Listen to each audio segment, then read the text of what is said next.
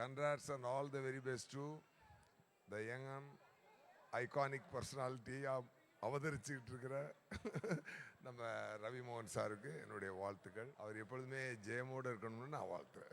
உங்களை மாதிரி ஒரு கிரியேட்டிவ் பர்சனாலிட்டி இல்லை அப்படின்னு எனக்கு தெரியும். அதனால தான் உங்க கூட நம்ம இந்த கேம் ஆரம்பிக்கிறோம். எல்லாருடைய முகம் வந்து கேமரால வரும். எஸ்ஜே சூர்யா சார் டக்குன்னு அவங்களுடைய மைண்ட் வாய்ஸ்ல என்ன யோசிக்கிறாங்க அப்படின்னு சொல்ல போறாரு. ஃபர்ஸ்ட் பஞ்ச் ஆக போற முதல் முகம் எது? என்ன யோசிச்சுக்கிட்டு இருக்காரு கார்த்தி அவர்கள்? சர்தா டூ வேற லெவலில் ரெடி ஆகிட்டு இருக்கு. அதோட நாயகன் இங்கே இருக்கிறாரு. கார்த்தி சாருக்கு இருக்க ஃப்ரெண்ட்ஷிப் யாருக்கும் சொல்லி தெரிஞ்சுக்க வேண்டியதில்லை. ஸோ டெஃபினட்டாக இது ஒரு நல்ல ஒரு ஈவெண்ட். அந்த ஈவெண்ட்டில் ஃபர்ஸ்ட் கார்த்தி சார் முகத்தை காட்டி எனக்கு பேச சொன்னது ரொம்ப சந்தோஷம். அதுவே ஒரு நல்ல பாசிட்டிவிட்டியான ஒரு விஷயம். தான் எடுத்துக்கொண்ட வேலையை வந்து ரொம்ப சிரத்தையாக முடிக்கக்கூடிய ஒருத்தர். அது என்ன இருந்தாலும் கமிட்மெண்ட். அந்த கமிட்மெண்ட்னா அதுக்கு நிற்பார் அவர். அந்த மாதிரியான ஒரு பர்சனாலிட்டி. அவர் ஏன் ரவி மோகன் சாரோட ஃப்ரெண்டாக இருக்காருன்றது இப்போ எனக்கு புரியுது. ஏன்னா அவரும் அதே நேச்சரில் இருக்கிறது தான் ரவி மோகன் சாரும். இன்னைக்கு ஒரு பெரிய பொறுப்பு எடுத்திருக்கிறாரு.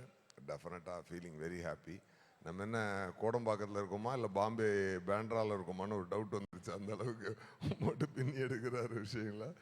அவருக்காக பாருங்கள் என்ன அவருடைய என்ன நல்ல மனசு இருந்தால் எல்லாரும் அவருக்காக இன்னைக்கு வந்து நிற்கிறாங்கன்னா சம்பாதிச்ச மிகப்பெரிய சொத்தே அவர் நண்பர்கள் தான் அப்படின்றத நான் நினைக்கிறேன். கண்டிப்பாக thank you so much sir. All the very best. அடுத்த பஞ்ச் உங்களுக்கு கண்டிப்பாக பிடிக்கும். அடுத்த முகம் இதோ க்ளோஸ் இப்போ வந்துருச்சுப்பா. ஓகே, அவருக்கு தெரியும். இவருடைய மைண்ட் வாய்ஸ்ல இப்போ என்ன ஓடிக்கிட்டு இருக்கு சொல்லுங்க நீங்க. இவரை பார்த்தோன்னே நமக்கு வருது இவர் மைண்ட் வாய்ஸ் எல்லாம் சொல்ல.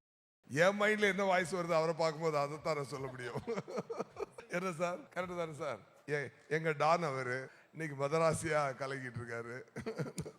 ஓகே தானே? எல்லாமே எல்லாம் ஒரு படத்தோட ரெடியா இருக்காங்க. அப்படி பேங்கானா எல்லாமே லான்ச் ஆக போகுது, ரிலீஸ் ஆக போகுது.